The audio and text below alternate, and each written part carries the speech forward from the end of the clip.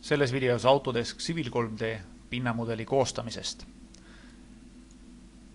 Avades teie jaoks täiesti tundmatu faili, tuleb alati alustada joonise analüüsist, ehk siis kasutades 3D navigeerimistööriistu. Võite seda siis kasutada näiteks 3D Orbit või siis valida objektilt, valida siis objektid jooniselt ja parema klahvi alt Object Viewer on teil siis võimalik valitud objekte vaadata ka 3D-s, kus on näha, mis on 3D-s ja mis on 2D-s. Nüüd lähemale liikudes, siis alati tuleb veenduda, millise objektiga on tegemist. Ehk siis, kui te näete tekstiobjekti, siis te näete, et jah, tegemist on tekstobjektiga. Aga nüüd, kui tulla lähemale siis mõõdistuspunktile, siis sellel nii-öelda ringil valides võib siis tegelikult selguda, et tegemist ei ole mitte ringiga, vaid on plokk referents ehk siis plokk objektiga. Ja samuti siin keskel, valides see keskmine objekt, võib selguda, et ei ole plokk, vaid tegemist on punktobjektiga. On olemas selline käsklus nagu p-type, mis siis võimaldab teil tegelikult valida, missugune näeb välja punkt joonises. Et kui te siit valite mõne teise stiili, siis saate punktide väljanägemist joonises muuta. Tegemist on siis AutoCAD punktobjektiga. Nüüd, olles veendunud, millised objektid joonises omavad 3D infot, seda te saate siis ka lihtsa vaevaga, nagu eelnevalt näidatud 3D Orbiti või siis Object Vieweriga näha, aga pisteliselt tasub alati ka kontrollida, kas valitud objektil on olemas Z-koordinaat. Et nii ma võin ka näiteks valida siit mõne teise punkti ja tõesti position Z näitab sama numbrit, mis on siin kõrval geodeetide poolt joonisele kirjutatud. 3D info baasil on võimalik nüüd taas koostada pinnamudeli joonisesse. Pinnamudelit on võimalik teha erinevatest objektidest, nii joonises olevatest objektidest kui punktifailidest, mis asuvad joonisest väljaspool, aga hetkel vaatame konkreetselt pinnamudeli koostamist punktobjektidest. Nii et pinnamudeli saab siis teha homebaanilt valides Surface, Create Surface, mis avab teile siis dialoogakna või avades käsu Toolspace aknast parem klahv Create Surface. Pinnamudeli koostamisel tuleb siis alustada pinnamudeli nimest, millega on tegemist.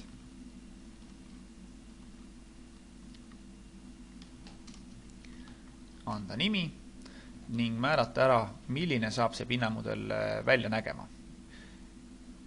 Stiilid Civil 3D's on joonisepõhised ja antud hetkel selles failis on meil olemas siin valikus erinevad stiilid.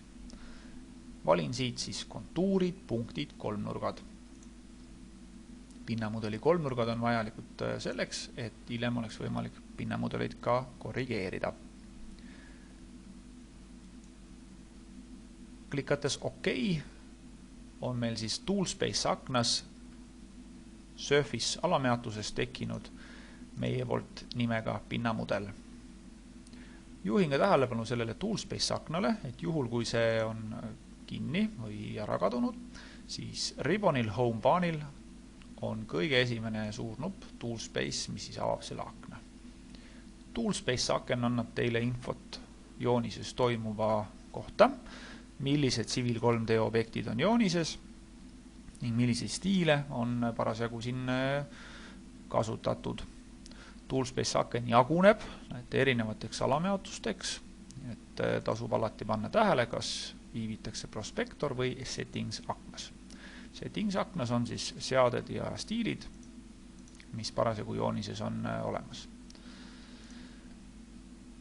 Jätkan sealt, kus pooleni jäin, ehk siis prospektor aknas olemasolev pind. Lõin siia siis sellise kataloogi, milles nüüd seda siis avades on näha, millest kõik on võimalik pinnamudel koostada. Ja antud hetkel koostan siis pinnamudeli joonises olevatest kõikidest punktobjektidest ja valin parema klahvi alt drawing objectil olles add ning avanevas aknas on siis vaja täpsustada, millised on need objektid, millest pinnamudel tehakse. Ja siin siis tasub tähele panna väga täpselt, millistele objektidele siin viidetakse. Ehk siis, kui ma tahan joonisest valida punkt objekte, siis ma valin siit object type points. Kui aga joonises on näiteks plokkobjektid, mis omavad 3D kõrgust ja tahan nendest teha pinnamudeli, siis ma peaks valima siit plokk. Teiste objektidega samamoodi. Hetkel siis punkt objektid, valin OK ning jällegi järgides käsurida, siis tuleb valida objektid.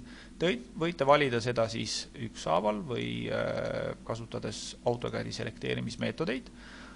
Aga kui on teada, et kõik objektid, mis on joonises, lähevad valikusse, siis võib siia kirjutada ka all. Valides Enter on näha, et joonises on 690 punkti, millest osad olid topelt ning jääb valikusse 670 punkti.